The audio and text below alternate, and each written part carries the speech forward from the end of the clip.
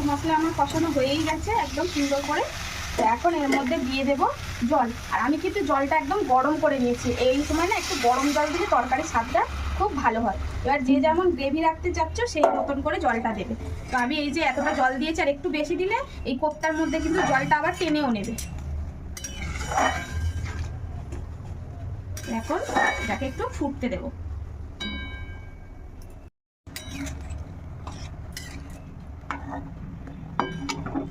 বাহ, সুন্দর আলুগুলোও সিদ্ধ হয়ে গেছে, একদম সুন্দর।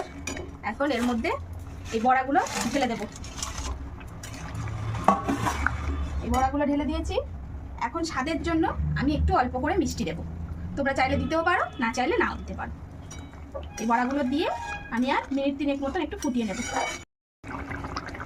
তো হয়ে এসছে। এখন শেষ মুহূর্তে একটু গরম মশলার গুঁড়ো দিয়ে দিলাম। ব্যাস, একদম রেডি।